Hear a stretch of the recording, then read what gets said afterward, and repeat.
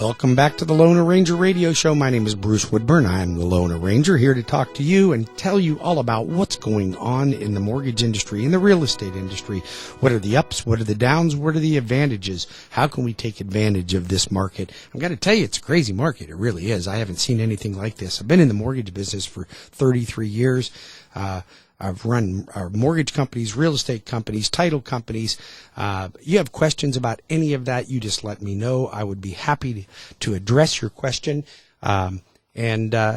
Let's really just get right down into what's going on in the market right now. So we know rents are going up. We talked about that in the last segment. They're going up dramatically, and as much as 57% in some areas of a town. I know Baldwin Park just is going haywire.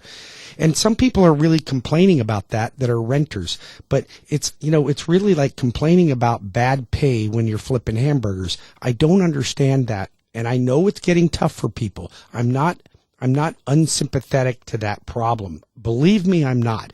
I've been in that problem before.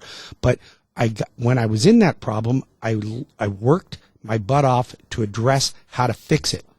So we have to really think about fixing the rental problem, not by saying, hey, we need rent control, because Florida's not going to have rent control.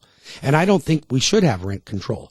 I think that this is being taking advantage of capital in any way that you possibly can. That would be like me saying you're limited on how much your boss can increase your pay. Okay, you're only allowed to get a 3% increase in pay no matter what you do. You wouldn't want that. Of course you wouldn't want that. You can't tell somebody that they can't raise your rent. You can raise rents on whatever you think you can get. And that's how you capitalize on your real estate investment. You're not going to tell the bank, hey, listen, I know interest rates are up right now. I don't think you should pay me a higher rate of return on my CDs or my 401k. Of course you don't. You want them to pay you the highest possible rate of return that you can get. It's the same for people that own property. They have the right to charge the rent that the market will bear. You can't overcharge to where the market won't bear it. As soon as people stop renting from you, then the rents start to come down. I don't see that that's going to happen anytime soon. So how do you combat that? You buy a home. How do you combat that? You buy multiple homes. You become the landlord. You're the one that puts the money in your pocket. I show you how to do that with my Leapfrog program. You want to get my Leapfrog program? You have to register at WeBringYouHome.com. That's WeBringYouHome.com. Register for my next real estate class event, and I will show you how to amass wealth in real estate. But in the meantime, you got to stop what you're doing, pick up the phone, and call me at 407-706-3313 and get out of renting. This is a stop the renting call right now. I've been telling you this for the last 3 years that rents were going to go up dramatically. I hit the nail on the head last year because they went up over 20%. I'm hitting the nail on the head right now because they're not going to go up 20%. They're going to go up probably 30%.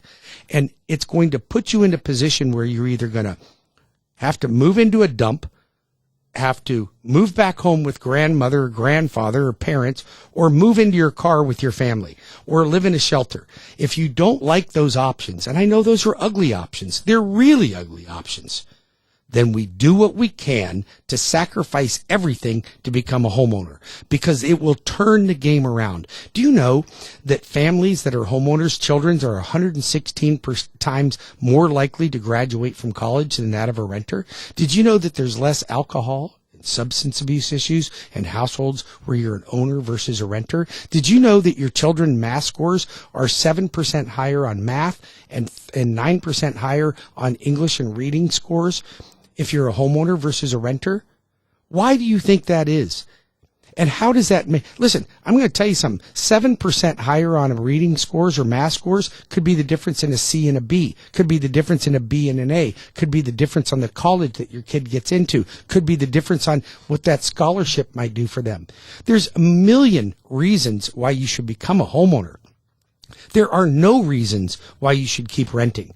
Let me rephrase that. The only reason you should keep renting is if you're just too irresponsible to be able to maintain a house. And that might be you. There is a segment of the market that pertains to. I'll be back in 5 minutes. We're going to talk about doctor loans and special loans for people.